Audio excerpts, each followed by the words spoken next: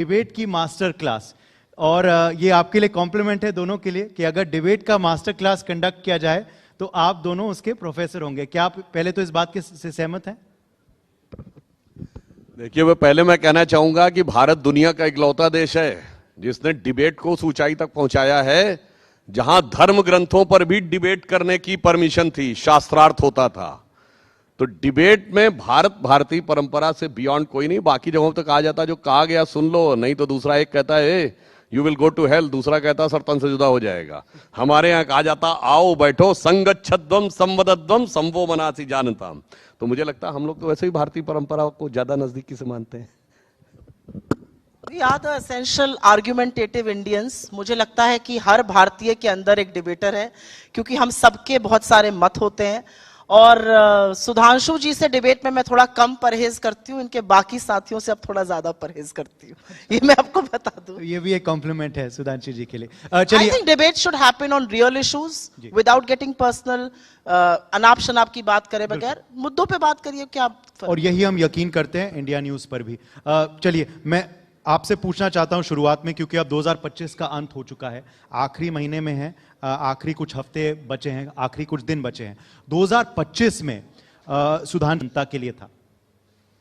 देखिए, 2025 के अगर हम ओवरऑल डेवलपमेंट को देखें तो एक बहुत बड़ा विषय था जिसने भारत की सोच के बारे में एक निर्णायक परिवर्तन स्थापित किया, वो था ऑपरेशन सिंदूर। अब इसके द्वारा यह बात बिल्कुल स्पष्ट हो गया, the era of India as a soft state is over. दूसरी बात, इसने वर्ल्ड की पॉलिटिक्स में एक बड़ा भारी रोल प्ले किया। वो चाइनीज वेपनरी का पहली बार रियल वॉर में यूज था और जिसमें वो फेल रहे। मई और जून के महीने में एविक सिस्टम चेंगडू, जो उनकी डिफेंस बनाने वाली कंपनी, उसके शेयर्स बहुत तेजी से गिरे। ठीक है, बाद में उन्होंने जुलाई के बाद संभाल लिया चूंकि गवर्नमेंट ओन्ड कंपनी, और बाद में उन्होंने इंटरनेशनल मीडिया में भी उन खबरों को दबाने में सफलता हासिल कर ली। परंतु भारत के लिए बहुत महत्वपूर्ण था। भारतीय राजनीति की दृष्टि से अगर हम देखें तो 2024 के वर्ष में एनडीए को स्पष्ट बहुमत मिला था, परंतु भारतीय जनता पार्टी अपने दम पे 272 नहीं क्रॉस कर पाई थी। उसको लेकर जो प्रश्न उठे थे, मुझे लगता है 2025 ने उसको पूरी तरीके से उसका पटाक्षेप कर दिया है। ऑन द लाइटर नोट मैं कहूं, बिहार का जो रिजल्ट आया है उसमें लालू प्रसाद यादव जी का एक बहुत पुराना डायलॉग जो हम लोग बचपन में सुनते थे, दो बातें थी। वो कहते थे don't cast your vote, vote your caste. Vote your caste का कॉन्सेप्ट गड़बड़ा गया। दूसरा, वो बचपन में हम लोगों ने सुना था, बड़ा उनका फेमस डायलॉग था, आप सबको बताऊंगा, भूरा बाल निकाल रहा हूं। 4 जातियों का नाम था, भूरा बाल साफ कर रहा हूं। ये कहते थे लालू जी, उनके बिटवा ने आके पूरा बाल साफ कर दिया, मुंडने करा दिया। तो मुझे लगता है ये भारतीय राजनीति के दो बड़े टेकअवेज हैं 2025 के लिए आपके लिए। सुप्रिया जी। मेरे लिए भारतीय राजनीति के 2 बड़े टेकअवेज, हमारी सेना के पराक्रम और शौर्य पर तो मुझे लगता है हम जितना बोले उतना कम है, और बिल्कुल ऑपरेशन सिंदूर एक बात थी। मेरे हिसाब से 2 चीजें थी। इस देश ने लोकतंत्र में पहली बार दिन दहाड़े वोट चोरी होते हुए देखी, साक्ष्य और सबूतों के साथ देखी, संस्थागत तरीके से देखी। एक संवैधानिक संस्था जिसका काम इस देश के लोकतंत्र की जड़ों को मजबूत करना, स्वतंत्र और निष्पक्ष चुनाव कराना, ज्यादा से ज्यादा लोगों को मताधिकार के कारछेक में लाना, वो ना करके उन्होंने सरकार के साथ, पार्टी के साथ मिलकर जबरदस्त वोट चोरी करी। और मैं आक्षेप नहीं लगा रही हूं, सबूत और साक्ष्य के साथ ये सारी बातें हो रही। अब एक ब्राजीलियन मॉडल की फोटो अगर 22 बार वोटर लिस्ट हरियाणा में दिखेगी तो सवाल उठेंगे। अगर 5 महीने में महाराष्ट्र में 5 साल से ज्यादा वोट बढ़ेंगे तो सवाल उठेंगे। मुझे लगता है ये एक बहुत बड़ी बात है और इसको लेकर एक संशय है। जिस तरह से, और भाई आदरणीय प्रधानमंत्री जी, उन्हीं की शब्दों का प्रयोग करती हूं, कनपट्टी पर कट्टा रखकर जिस तरह से एसआईआर कराया जा रहा है और 40 के करीब बीएलओ की मौत हो चुकी है, उस पर चर्चा होनी चाहिए। मुझे लगता है ये बहुत बड़ी बात थी। हमारे देश में निष्पक्ष और स्वतंत्र चुनाव हमारे देश के मजबूत लोकतंत्र की पहचान थे। आज उस पर संशय है, ये एक गंभीर विषय, इस पर चर्चा होनी चाहिए। और साल अंत होते होते जो असल चेहरा भारतीय जनता पार्टी का सामने आया है, और यह बहुत बड़ा मुद्दा है, आज पार्लियामेंट, कल सुधांशु जी डिस्कस करेंगे, आज लोकसभा डिस्कस कर रहा है। मनरेगा से ना सिर्फ महात्मा गांधी का नाम हटाया जा रहा है, लेकिन मनरेगा जो एक कानून था, जो काम की गारंटी देता था, जो शायद ऐसे 5 सितारा होटल में बैठे हुए लोग उसका मूल्य ना समझ सके, मुझे लगता है काफी लोग समझते होंगे, जिसने ग्रामीण अंचल को, जिसने गांव देहातों में काम करने वाले लोगों के हाथ में मजबूती दी, ग्रामीण अर्थव्यवस्था की पृष्ठभूमि बदल दी, जो कोरोना काल में संजीवनी साबित हुआ, उसको डिमांड की जो एक डिमांड बेस्ड योजना थी काम की, उससे हटाकर उसमें तमाम शर्तें लगाई जा रही हैं, राज्यों के सिर पर ठीकरा फोड़ा जा रहा है, खर्चे का अनिवार्य निलंबन के दिन किए जा रहे हैं, ग्राम सभाओं और पंचायतों को कहीं ना कहीं बिल्कुल कमजोर किया जा रहा है। और मुझे लगता है कि जो एक उसका प्रयोजन था कि अगर आप डिमांड, और ये अंतिम बात मैं कहूंगी, अगर आप डिमांड करेंगे तो आपको काम मिलेगा, भुगतान करेगी सरकार। अब अगर फंड तक काम मिल गया तो ठीक है, वरना हाथ झाड़ के काम एसआईआर पर मैं सुधांशु जी से पूछूंगा, मगर उससे पहले फॉलो अप क्वेश्चन आपसे पूछता हूं कि सबसे बड़ी आपत्तिजनक वोट चोरी तो आपने जिक्र कर दिया और इसी पर मगर 2025 की आप सबसे बड़ी बात अगर मान रहे हैं ये रीनेमिंग, तो इसका की वजह क्यों है? रीनेमिंग नहीं, मैं पूरी स्कीम को खत्म करने की बात कर रही हूं। आपको इस वजह से आपत्ति है जी राम जी नाम लगाया गया, या फिर आपको लगता है कि स्कीम की अहमियत खत्म की जा रही? I am a practising Hindu, मैं सनातन संस्कृति के परिवेश से आती हूं, मैं सनातन संस्कृति में विश्वास करती हूं, मैं श्री राम को अपना आदर्श मानती हूं।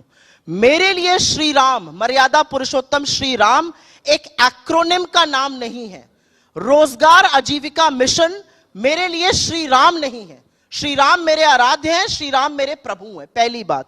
दूसरी बात, इनकी विचारधारा के गोडसे ने गांधी को मारा था, चौथी गोली इन्होंने अब गांधी का नाम हटा के मान दी। लेकिन मुझे नाम से ज्यादा दिक्कत, जिस तरह से स्कीम को खत्म किया जा रहा है, जिस तरह से स्कीम को एक डिमांड बेस्ड कानून की जो गारंटी थी काम की, वो हटाया जा रहा है। आपको आपत्ति है? सुधांशु जी देखिए, वोट चोरी के ऊपर भी मैं बिल्कुल स्पष्ट बताना चाहता हूं देश की जनता को। बिहार का चुनाव संपन्न हुआ है, पिछले 35 साल से यूपी बिहार में कांग्रेस के पास है क्या जो चोरी हो गया?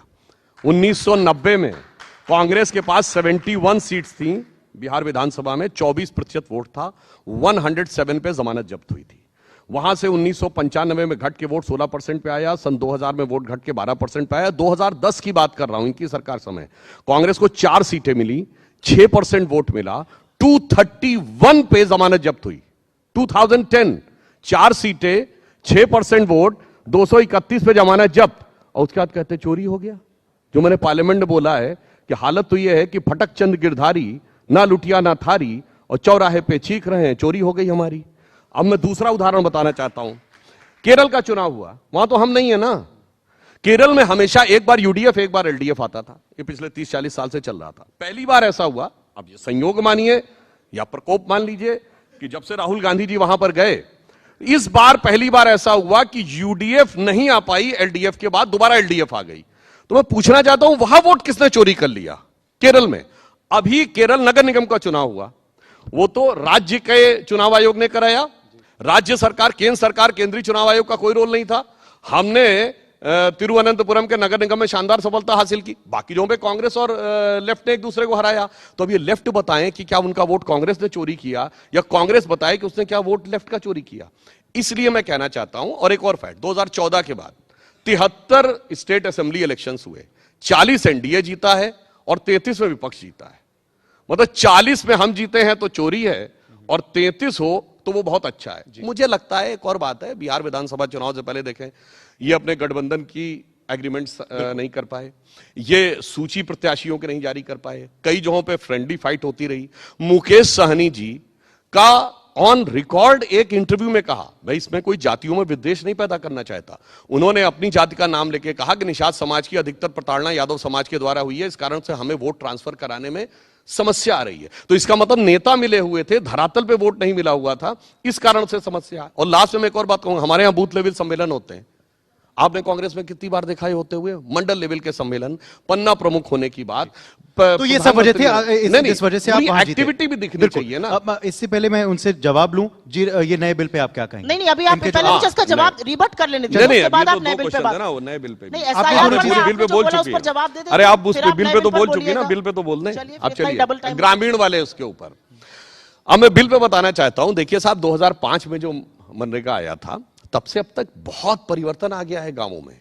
अब सारे गांवों में इलेक्ट्रिसिटी है, गांवों से रोड कनेक्टिविटी है, अधिकांश गांवों में नल से जल भी आ चुका है, ब्रॉडबैंड कनेक्टिविटी हो चुकी है गांवों में। और तो इसलिए हमने कोई योजना कम नहीं की है, 100 दिन की गारंटी को 125 दिन की गारंटी किया है। दूसरा, हमने सिर्फ यह किया है कि निर्णय अभी भी ग्राम पंचायत लेगी, मगर उसके लिए कोऑर्डिनेटेड नेटवर्क होगा, वो देख सकेगी कि 4 गांव दूर या 40 गांव दूर क्या हुआ है, जिले में बाकी जगह क्या हुआ है। तीसरा, हमने क्या किया कि उनको 4 कैटेगरी में डिवाइड कर दिया है। हमने कहा एक इंफ्रास्ट्रक्चर डेवलप करने के लिए होना चाहिए, एक मौसम से रिलेटेड आपदा के लिए, एक जल संसाधन के लिए और एक आजीविका के लिए, यानी जिसमें ड्रोन दीदी से लेके लखपति दीदी वाले कार्य हैं वो भी उसके साथ होंगे। इसके अलावा डिजिटाइजेशन किया है। इसके अलावा हमने ये किया हर हफ्ते उनको रिपोर्ट देनी पड़ेगी। बायोमेट्रिक प्रिंटिंग की है, तो अब ये नहीं हो पाएगा कि नाम बता दिया 100 और काम किया 50 लोगों ने और 50 का हो गया, तो बायोमेट्रिक प्रिंटिंग होगी। और जहां तक राज्यों को देने की बात है, तो हमने 1,51,000 करोड़ रुपए दिया है। कांग्रेस के रिजीम में मनरेगा के लिए 33, 34, 35,000 करोड़ रुपए आता था। हम भी जो दे रहे थे 65,000 करोड़ रुपए तक दे रहे थे। अब हमने खुद 95,000 सेंटर दे रहा है। जो बचा है वो राज्यों को हम फ्लेक्सिबिलिटी दे रहे हैं ऊपर से कि आप चाहो तो इसमें ऐड करके और बेहतर कर लो। तो अगर ईमानदारी से देखा जाए तो उस चीज को और बेहतर और सुगम बनाने का एक प्रयास किया है, जो आधुनिक भारत के, विकसित भारत के लक्ष्य के लिए गांवों को साथ में आना चाहिए। एक लाइन से ही शुरुआत कर देती हूं। तेरी फाइलों में गांव का मौसम गुलाबी है, मगर ये आंकड़े झूठे और ये दावे किताबी हैं। मनरेगा की असलियत सुनिएगा आप। Mahatma Gandhi National Rural Employment Guarantee Act को इन्होंने बदल के एक नई स्कीम ला रहे हैं। सबसे पहले मैं उसी के बारे में चर्चा कर लेती हूं, फिर SIR पर आऊंगी। इन्होंने कहा हम 125 दिन देंगे। अब ध्यान से सुनिएगा, इन्होंने कितने दिन का औसतन काम दिया है। 2018-19 में 100 दिन की गारंटी है मनरेगा में। 2018-19 में इन्होंने 51 दिन 51 डेज का औसतन काम दिया था। 100 पहुंचना तो बहुत दूर की बात है। और 2024-25 में 42 डेज 42 दिन का औसतन काम दिया है। 100 दिन का काम दे नहीं पा रहे, 125 की बात करेंगे। ये इनकी असलियत है। अब बात करते हैं, फ्रेमवर्क होना चाहिए, GIS tools, geo tagging, AI, dashboard. अब ग्राम सभा और पंचायत ऐसे नहीं डिसाइड करेगी। एक सिंपल सी चीज, उत्तर प्रदेश से हम दोनों लोग आते हैं, सिंपल सी चीज SIR का फॉर्म जो पढ़े लिखे BLO है वो नहीं भर पा रहे। 2 बार डेट उत्तर प्रदेश में बढ़ा देनी पड़ी है। तो ये सोचना कि जो व्यक्ति दैनिक मजदूरी करने के लिए इस स्कीम का हिस्सा बनना चाहता है वो इतना टेक्निकली साउंड होगा, इतना तकनीकी रूप से मजबूत होगा, ये एक और मुगालता है। अब इन्होंने बात करी 60 दिन के निलंबन की। ये सरकार तय करेगी कि मजदूर की क्या चॉइस होगी। आप सार्वजनिक काम दीजिए, मजदूर नहीं करना चाहेगा तो वो खेती के मौसम में जाके कहीं और काम करेगा, लेकिन उसके पास चॉइस होनी चाहिए। सरकार खुद अब लेबर सप्लायर बन गई है। सरकार कह रही है आप निजी जगहों पे जाके काम करिए। और इसकी सबसे बड़ी बात यह है कि इन्होंने एक फंड आवंटित करने की बात करी है। वो फंड आवंटित होगा, वो फंड एग्जॉस्ट होगा और उसके बाद काम नहीं मिलेगा। दैट इज मतलब काम का इंतजार करो, फंड का इंतजार करो और कोई काम मत करो। ये असलियत है। और SIR पर क्योंकि इन्होंने इतना लंबा बोला, मैं तो ये और NDA की बात कर दी, तो एक और मुद्दे को ले आते हैं चर्चा में, होना भी चाहिए। मैं महिला हूं, यहां पे बहुत सारी महिलाएं हैं, इस बात पर चर्चा तो यहां पर भी होनी चाहिए। मैं तो सुधांशु जी से डायरेक्टली एक सवाल पूछना चाहती हूं। आपने बार बार बिहार की बात करी, आपने बार बार वहां जीत की बात करी, आपने घटक दल की बात करी। नीतीश कुमार जी ने जो एक महिला के साथ कल मुख्यमंत्री रहते हुए किया, एक डॉक्टर का हिजाब खींचा, आपके यूपी के मुख्यमंत्री ने कहा हिजाब ही तो खींचा, कहीं उंगली तो नहीं लगाई, उस पर क्या आप माफी मांगेंगे? क्या आप खेद व्यक्त करेंगे? क्या आप ये कहेंगे कि एक चुने हुए मुख्यमंत्री को या एक मंत्री को एक महिला के खिलाफ इस तरह की घटिया बात नहीं करनी चाहिए? चलिए उस पे आएंगे। और एक मिनट, उस पे नहीं, 1 second, I can not let 2 men get away with it. I am a woman, no, 1 second. मैं ये सवाल पूछना चाहती हूं डायरेक्ट, क्योंकि मैं एक महिला हूं और मुझे ऐसा लगता है कि हमारे यहां प्रथा है घूंघट की, किसी के यहां प्रथा है हिजाब की। ये चॉइस है। आप कौन होते हैं एक महिला का हिजाब खींचने वाले? एक पिता को ये काम करने का अधिकार नहीं है सार्वजनिक रूप से। किस हक से नीतीश कुमार जी ने ये किया? सुधांशु जी उस पे जवाब देंगे, सुधांशु जी उस पे जवाब देंगे, मगर एक फॉलो आंसर टू दैट। लंबा बोले थे। एक फॉलो अप सवाल है आपसे SIR पे, क्योंकि क्या होता है कि चुनाव में मैं SIR पर ही बोलने जा रहा हूं। हाँ एग्जैक्टली, क्योंकि चुनाव में अनेक विषय जो हैं उठते हैं। बिहार चुनाव से पहले विषय उठा ही नहीं था, इसी को लेकर पूरी यात्रा की थी आपके नेता राहुल गांधी जी ने, मगर हमने देख लिया परिणाम क्या है। तो क्यों नहीं आपको लगता कि अब नए मुद्दा उठाया जाए 2026 में? नया साल आ रहा है, नया मुद्दा क्यों नहीं? मैं बिहार के रिजल्ट को बिल्कुल एक्सेप्ट करने को तैयार नहीं हूं। मैंने वहां की जमीनी हकीकत देखी है। आप ये कह रहे हैं कि 20 साल सत्ता में रहने के बाद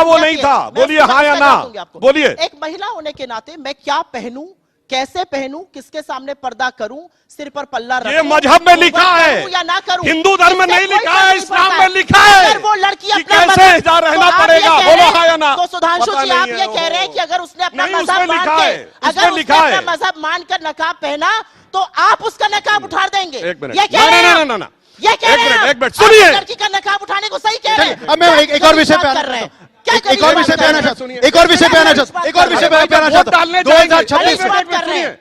वोट डालने अब इस जाएंगे, विषय नकाब हटाना पड़ता है। चलिए, कुलदीप सिंह चलिए मैं आगे बढ़ना चाहता हूं। नहीं, मैं आगे बढ़ना चाहता हूं। अगला एक बड़ा विषय 2026 में 2026 में औरत का नकाब उतारने को ये सही मान रहे हैं, मैं एक ये सेकंड मान पॉज सकता करना है। चाहता हूं दोनों को। 2026 में एक और बड़ा मुद्दा जो उठा है, एक सेकंड, एक और बड़ा नहीं सुप्रिया जी, टाइम हाँ, झुंझला ये गलत है, ये गलत है, ये गलत है सबको। पानी पीजिए। नहीं गलत है सुप्रिया जी, क्या तरीका है? नहीं गलत है, गलत है ये ना गलत है। गहलोत पे एक जवाब सेकंड, है, एक सेकंड, मैं पॉज करना चाहूंगा, मैं पॉज करना चाहूंगा आप दोनों को, मैं पॉज करना चाहूंगा आप दोनों को। हिजाब हटाया जाता है, मैं पॉज करना जब आप चाहता हूं वोट दोनों डालने को। जाते हैं हिजाब हटाना पड़ता है, जब सुधांशु जी, आप तो पासपोर्ट के लिए मुख्यमंत्री जाते हैं वोट खींचेगा हटाना हिजाब। पड़ता ये है। कह रहे हैं मुख्यमंत्री मगर खींचेगा आप ये कह हिजाब। रहे हैं। नहीं और आप मंत्री कहेगा अब आप मुस्लिम दोनों नहीं महिला रुक की रहे। बात करेगा, नहीं महिला सुप्रिया जी की प्लीज, बात क्या लोग करेगा। की आलोचना की थी, मुझे दिखा दीजिए। मुझे अब इंटरव्यू करना पड़ेगा, मुझे अब इंटरव्यू करना पड़ेगा। एक सेकंड, ढंग की एक बात सेकंड, करिए। मुझे इंटरव्यू करना पड़ेगा। ये मंच है, क्या कॉन्क्लेव है, तरीका है let's not make it into a debate. एक सेकंड, 2026 में 2000 एक सेकंड, एक मिनट, ये मास्टर क्लास नहीं है, ये अशोक मास्टर क्लास नहीं है। गहलोत की ये माफी दिखा दे, मैं सुधांशु, माफी मांग नहीं, के नहीं, बात करता हूं। दिखाइए माफी, आप छोड़ दीजिए। बोलिए अशोक गहलोत की माफी। वो मुद्दा खत्म करते हैं, वो मुद्दा खत्म करते हैं, वो मुद्दा करते हैं। You have agreed to disagree, you have agreed to disagree. 2026 का चुनाव अब आ रहा है, 2026 में अहम चुनाव आ रहे हैं। लेट्स मूव ऑन, अब बहुत टाइम दे दिया। 2026 आप जवाब दे देंगे। So मैं convenient सवाल for तो a man to say पूछूं। move on. मैं इनको भी कह रहा हूं, हिजाब मैं इनको भी है कह रहा हूं। भाई। ये मर्द का विषय नहीं है, ये मर्द का विषय नहीं है। हिजाब, ये मर्द अरे का विषय हिजाब नहीं का है। मामला है, हिजाब का मतलब हिजाब इनके का राज जबरदस्त में है। 2026 में लड़कियों के कपड़े ऐसे उतारे ही जाएंगे डिबेट नहीं हो और ये पाएगा, धृष्टता ऐसे ही करेंगे, डिबेट ये नहीं हो असलियत पाएगा, है। ऐसे ही इनके डिबेट नहीं हो राज में पाएगा। लड़कियों के कपड़े खींचे जाएंगे ऐसे और डिबेट- ये उसको जस्टिफाई ऐसे कर डिबेट रहे नहीं हो हैं। पाएगा। ये असलियत है। 2026 में मैं आता सब लोग देख ये रहे हैं। बहुत अहम राज्य में चुनाव होने वाले हैं, दक्षिण के 2 राज्यों में चुनाव होने वाले हैं, पूरब में भी चुनाव होने वाले हैं। क्या 2026 के मेन मुद्दे होंगे और 2026 में क्या आपको लगता है कि सत्ता में भाई, परिवर्तन आप इनकी कर मनरेगा पाएंगे? की बात का तो जवाब ही नहीं दिया हमने, ये केवल उसी पे चली गई। अब उस एक सेंटेंस उस सब पे हम आगे बढ़ गए और कल राज्यसभा में भी उस पे बहस भी हो- एक sentence में बता मैं आपके पास आऊंगा, आप 2026 वाले में दे सकते हैं वो नहीं, एक जवाब। मनरेगा क्या पे आपको एक लगता है ये technical मनरेगा बात वाला 2026 नहीं, में नहीं, बड़ा एक मुद्दा technical होगा? बात, सुनिए। और क्या आपको लगता है कि आप जिस गरीब दक्षिण की का पेट पे- किला, एक सेकंड, दक्षिण का किला फतेह कर पाएंगे? जैसे आपने कहा तिरुवनंतपुरम में एक आप सीट जीत पाए लोकल बॉडी पोल्स में, क्या केरल का आप राज्य पे फतेह कर पाएंगे? क्या तमिलनाडु भी आप जीत पाएंगे? सनातन विरोधी सरकार है वहां, ये अनुराग जी कह रहे हैं, आपने कहा है सनातन विरोधी सरकार तेलंगाना में है, क्या आप ये दोनों दक्षिण के किला फतेह कर पाएंगे? देखिए, एक टेक्निकल बात पहले कह दूं, इन्होंने कहा कि वहां के लोग कम समझदार होते हैं, इसलिए वो इन चीजों को टेक्निकली अडॉप्ट नहीं कर पाएंगे। तो मैं बात बताना चाहता हूं, इनकी सोच और हमारी सोच में यही अंतर है। Finance minister of India P Chidambaram साहब का फ्लोर ऑफ द हाउस पे बयान था कि इंडिया में लोग कम टैक्स हैवी हैं, लेस एजुकेटेड हैं, तो डिजिटल ट्रांजैक्शन में कैसे अडॉप्ट कर पाएंगे? और आज डिजिटल ट्रांजैक्शन में इंडिया वर्ल्ड में नंबर 1 कंट्री है विद 48%। चूंकि इनको भारतीयों की काबिलियत पे कम भरोसा और हमें ज्यादा भरोसा। आप दक्षिण की जहां तक बात कर रहे हैं, देखिए, हम जब आए थे तब से हमारा भौगोलिक विस्तार, प्रधानमंत्री मोदी जी के नेतृत्व में सामाजिक विस्तार, हमारा पूरी तरीके से जो विस्तार हो रहा है, उड़ीसा में सरकार बनी, त्रिपुरा में बनी, असम में बनी, और हमने कहा पहली बार दक्षिण में केरल के किसी नगर निगम में सरकार बनी। तो मैं एक पंक्ति में कहना चाहता हूं, इन लोगों को ज्यादा ओवर कॉन्फिडेंस में नहीं रहना चाहिए। प्रधानमंत्री जी के अंदर जो क्षमता है कि हमें इल्जाम मत दीजिए, बहुत अफसोस होता है, हमें इल्जाम मत दीजिए, बहुत अफसोस होता है, बड़ी तरकीब से कश्ती यहां तक लेके आए हैं और बदल देते हैं हम दरिया की लहरें अपनी हिम्मत से, आंधियों में भी अक्सर चिराग हमने जलाए हैं। वाह, ऐसे तो चिराग जलाने का वक्त आ गया क्या बीजेपी का? और क्या आपको लगता है इस बार सनातन का विषय भी हावी होगा? तेलंगाना जैसे उठा रहे हैं तेलंगाना और तमिलनाडु के बारे में, क्या ये मुद्दा केरल में उठ पाएगा या नहीं? मैं छोटे छोटे मुद्दों से ही बता देती हूँ कितने चिराग जले। इतने चिराग जल गए कि पूरा दिल्ली खास रहा है और प्रधानमंत्री झोला उठा के जॉर्डन घूम रहे हैं। खूब चिराग जल रहे हैं। अभी आए थे मंत्री जी, एक चीज का जवाब नहीं दे पाए। इतने चिराग जला दिए, इतने चिराग जला दिए भाजपा ने कि जब मुख्यमंत्री थे तो कहते थे जैसे जैसे रुपया गिरता है प्रधानमंत्री की प्रतिष्ठा गिरती है। 58 पर मिला था रुपया, 91 पहुंचा दिया, सेंचुरी मनवाकर ही मानेंगे। इतना ये बता दूं आपको। इतना चिराग जला दिया कि महात्मा गांधी की हत्या 3 गोलियों से गोडसे ने करी, चौथी गोली ये मार रहे हैं, मनरेगा को हटाकर एक नया कानून ला रहे हैं, लोगों का अधिकार छीन रहे हैं। इन्होंने कहा तकनीकी रूप की बात करी। भाई आप मुझे सिर्फ एक बात बता दीजिए, 40 बीएलओ की मौत हुई है, उसमें से कुछ ने आत्महत्या करी। मैं यूपी से आती हूं, गोंडा के विपिन यादव ने जहर खा के आत्महत्या करी और करते वक्त कहा मेरे ऊपर प्रेशर था कि पिछड़े वर्ग के लोगों के नाम हटाए जाए, डाइंग डिक्लेरेशन मांगना चाहिए। 40 बीएलओ की मौत हो गई और आपको लगता है कोई दिक्कत ही नहीं है। 2-2 बार यूपी में क्यों डेट बढ़ानी पड़ रही है? मैं उस विषय पर नहीं पढ़ूंगी। 2026 की आप बात कर रहे हैं और 2026 में चाहे वो दक्षिण हो चाहे वो पूर्वोत्तर के राज्य हो जहां पर चुनाव है, बीजेपी को एक बड़ी शिकस्त मिलेगी। और शिकस्त इसलिए मिलेगी क्योंकि लोगों को टेकन फॉर ग्रांटेड करना बंद कर दीजिए। हमने ऑपरेशन सिंदूर किया, हमें अपनी सेना पर पूरा विश्वास था कि उनका शौर्य और पराक्रम तो वो था। कल पृथ्वीराज चौहान ने कुछ और बोला है। पृथ्वीराज चौहान ने कल कुछ और बोला है। इनको बिल्कुल मंत्रमुग्ध होकर सुना था। थोड़ा आपने इतना डिस्टर्बेंस किया है, सारे दर्शकों ने देखा है। मैं तो इस बात पर कहूंगी 1971 में इंदिरा जी के नेतृत्व में हमारी सेना ने पाकिस्तान के 2 टुकड़े करके विश्व का भूगोल बदल दिया। हमारे मोदी जी ने क्या किया? सेना का हाथ पाकिस्तान की गर्दन उमेट रहा है, मोदी जी ने सीज फायर कर लिया। और सीज फायर करके डोनाल्ड ट्रंप 61 बार बोल चुका है मैंने सीज फायर कराया, हमारे यहां से चू नहीं निकल रही कि नहीं तुमने नहीं कराया। मैं तो चाहती हूं मेरा प्रधानमंत्री बोले अमेरिका का इसमें कोई हाथ नहीं था। अमेरिका कहता है रूस से तेल मत खरीदो, जी हजूर नहीं खरीदेंगे, तेल खरीदना बंद। अमेरिका कहता है सीज फायर करो, जी हजूर कर लेंगे। अमेरिका जो कहता है दंडवत होकर मोदी जी सुनते हैं। ये देश की आपने फॉरेन पॉलिसी बनाई है, थोड़ी सी आपको शर्म नहीं आती है? आज असलियत यह है कि अमेरिका के इशारों पर मोदी जी काम कर रहे हैं, जो अमेरिका कहता है वो मोदी जी करने की कोशिश कर रहे हैं और उससे हमारी फॉरेन पॉलिसी पूरी तरह से तबाह है। जहां तक 2026 की बात है, लोगों के मुद्दे पर बात होगी, बेरोजगारी पर होगी, वोट चोरी पर होगी, महंगाई पर होगी, आर्थिक असमानता पर होगी। और एक छोटी सी बात कहकर अपनी बात खत्म करूंगी इस पर। गरीब के पेट पर लात मारकर आपको क्या मिल रहा है मोदी जी? अरे दिया तो है अडानी को इतना, कितना और भरिएगा? आज खबर आई और रिपोर्टर्स कलेक्टिव ने बहुत बढ़िया रिपोर्ट निकाल कर दी। गुजरात की सरकार ने केंद्र को लिखा फॉरेस्ट प्लांटेशन अडानी को दीजिए। एक्सपर्ट बॉडी ने कहा कि नहीं ये ठीक नहीं है, ऐसा नहीं होना चाहिए। गुजरात की सरकार ने झूठ लिखकर बोला उस पर कोई करने को तैयार नहीं है। मोदी जी ने तुरंत साइन किया, लो मेरे मित्र अडानी ये रख लो। जैसे माय फ्रेंड डोनाल्ड है वैसे यहां पर माय फ्रेंड अडानी है। तो ये दोनों पर चूड़ियां कसेंगी, बस देखते जाइए।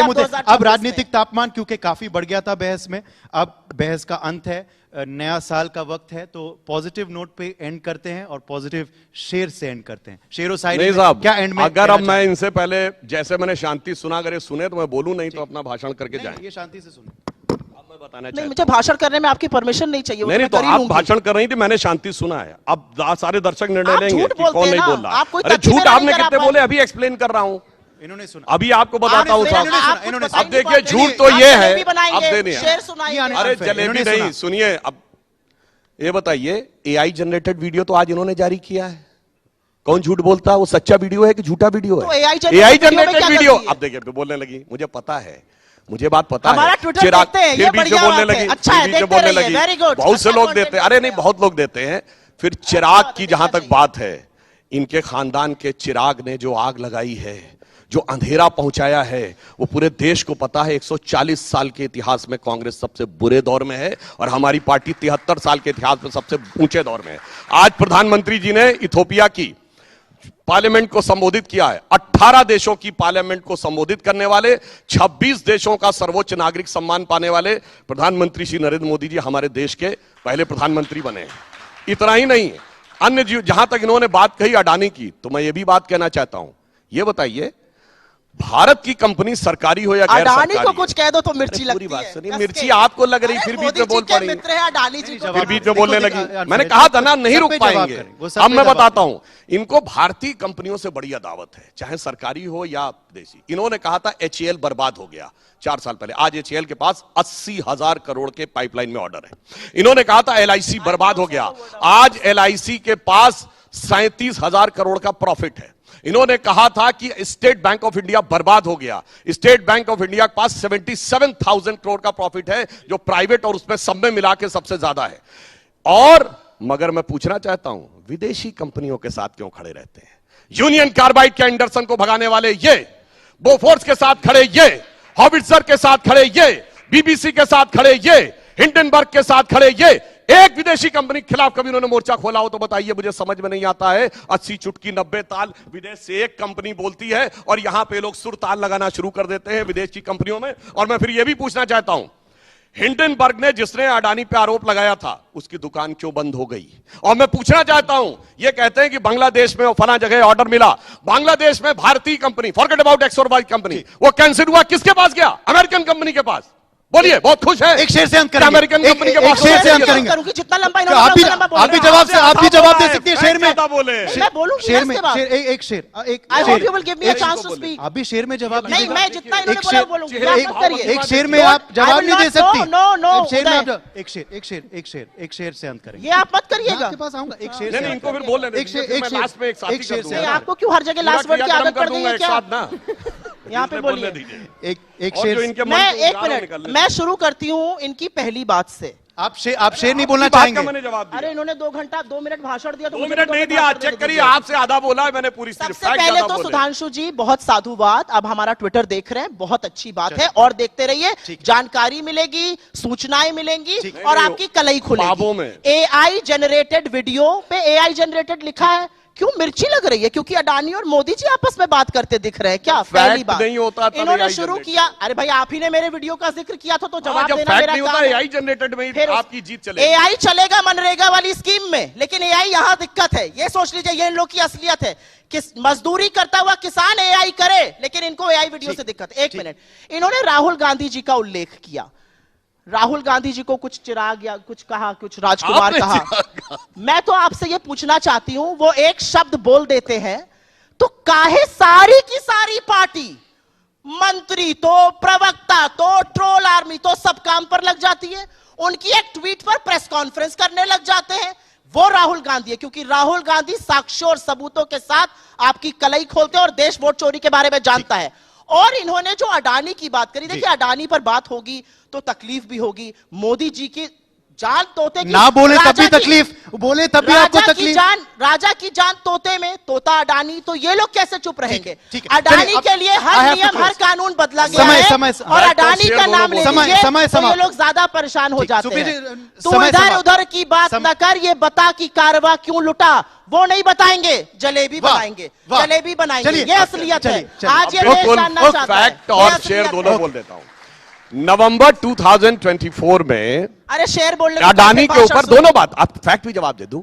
अडानी को लेकर यूएस अटॉर्नी ब्रायन पीस ने, सुनिए तो, जो रिपोर्ट सबमिट की थी, आप पूरी बात सुनिए। अरे अभी जब सामने आएगा, देखिए लगातार डिस्टर्ब कर रही है तो किन किन सरकारों, अरे अडानी पे, हाँ अब सुनिए, अभी सुनिए, उसके बाद दिल धक से हो जाएगा। देखिए अडानी अडानी अडानी बोलने दीजिए, अडानी पर नहीं बोलने बीच में disturb, anybody can see, Modi ji को कहा, बीच में डिस्टर्ब, बीच में डिस्टर्ब। अब सुनिए, नहीं अनफेयर है। मोदी जी को कहा नहीं बोले, अडानी जी बर्दाश्त नहीं है। अब सुनिए, किन सरकारों के ऊपर पैसा लेने का आरोप लगा?